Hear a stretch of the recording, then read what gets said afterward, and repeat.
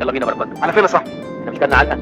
يبقى لازم ناخد حقها. هو ايه حكايه الاسواق الماليه دي؟ صلي على رسول الله عليه الصلاه والسلام. خد فكره واشتري بطيخه بكره ب2.5. كل شويه نسمع عن حد كسب في البورصه، واحد تاني خسر في الفوركس، واحد صحينا لقيناه بيتكلم عن العمله الرقميه انت ما كنتش تسمع عنها امبارح.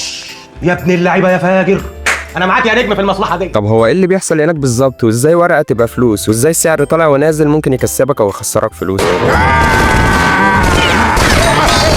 فكرة الأسواق المالية ببساطة ما تختلفش عن فكرة السوق اللي أنت عارفه كتير، وده طبعا لأن أنت أكبر قدام لعبة عرض وطلب في العالم. قبل العربية اللي جاية دي شوف رخصها، يلا يلا. بس الفرق هنا إنك بتبيع وتشتري فرص، والفرص دي لا إما تطلعك لفوق لا إما تحجز لك سرير في العناية جنب عم عرفات في مستشفى أم المصريين. خلاص الرياكشن ايه؟ بيلق ايه؟ بيلق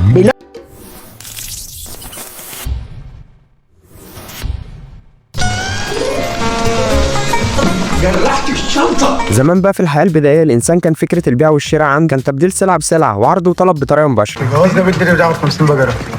تجوزني بنتي اللي بتاخد 50 بجرة. بعد كده اتطورت وبقيت تروح السوق عشان تشتري طماطم، الراجل يقول لك ب 10 جنيه وتقول له لا ب8 وتتخانقوا شوية وبرضه هتاخدها ب 10. الطماطم الهردة دي اسبوع ب 10 جنيه. ببساطة بقى اللي بيتجمع في الأسواق المالية ناس عايزة تبيع وتشتري، بس بدل ما بيبيعوا ويشتروا طماطم الفكرة هنا بتختلف وبتكون أسهم وسندات وعملات وذهب وحتى عملات رقمية، يعني ممكن تشتري جزء من شركة وأنت قاعد في بيتك من غير ما تدخل مكتب الشركة أصلا.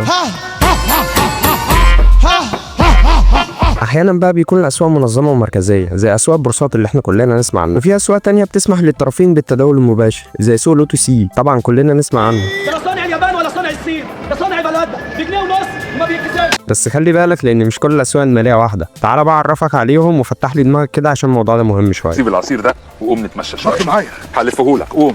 اول حاجه حابب ابدا بيه هو سوق السلع، وده اقدم سوق ممكن تشوفه في حياتك، وده بيتكون من الذهب والنفط والقمح وغيرهم كتير من السلع، بس بدل ما تشتري شويه القمح وتحطه في البلكونه عندك لا انت بتتداول على سعره. التجاره شطاره بس دور على المكسب، خش بالمكسب. ومعنى انك مش هتاخدهم البيت تحطهم في البلكونه عندك، لا انت بتتاجر في سعرهم بس. دام الحكايه بتحصل كل يوم بالشكل ده ما يجيبوا لهم ونش ويحطوه على باب العمار. تاني سوق بقى هنتكلم عنه هو سوق الاسهم، وده بيتكون انك لما بتشتري السهم بتبقى شريك، الشركه تكسب معاها، الشركه تقع تقول يا ريتني اشتريت طماطم احسن.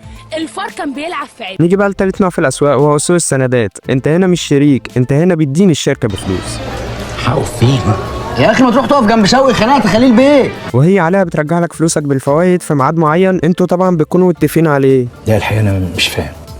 أفهم حضرتك. ده معنى انك بتسلف الشركه فلوس وبتاخدهم بفوائد في ميعاد محدد ما بينكم. تعمل على الموبايل ايه يا ولد؟ أنا ببعت للأغ. اغا؟ انت بتعرف اغوات يا ولد؟ عندنا بقى سوق حديث واسمه سوق العملات الرقميه، طبعا كلنا نسمع عنه. الا قول لي هو ابوك لسه حرامي بياكل مال الغلابه يا السوق ده بيطلع وبينزل اسرع من مودك يوم الاثنين. يا راجل بلا نية وبلا هوا بقى. بمعنى ان المكسب في صفقتك بيكون حجمه كبير بس مخاطر السوق ده كتير. وطي. لا انا اضرب بالقلم اوطي لا.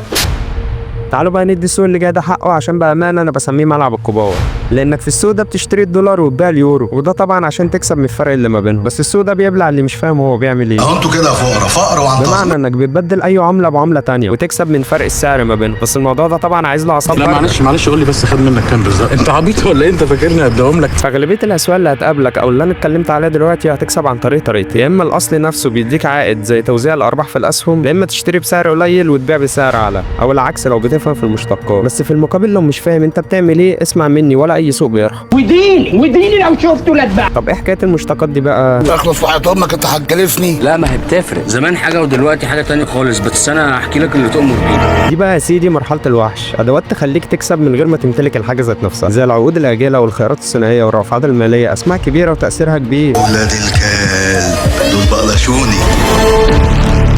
هتيجي تسالني بقى هي دي بتكبر المكسب؟ هقول لك ايوه بتكبر المكسب، ممكن تخليها اضعاف الاضعاف كمان، بس الصراحه في حاله الخساره بتبقى اضعاف برضه. مشاكل الدنيا كلها تتحل. الاسواق الماليه مش سحر ولا نصب ولا ماكينه ATM هتطلع لك الفلوس في ثانيه. لا يا راجل لا حول ولا قوة الا بالله، انا اتفاجئت. هي ملعب، لو فهمت قواعدها هتديك فرص تكسب، ولو مش فاهم انت بتعمل ايه اي سوق من دول طبعا مش هيرحمك.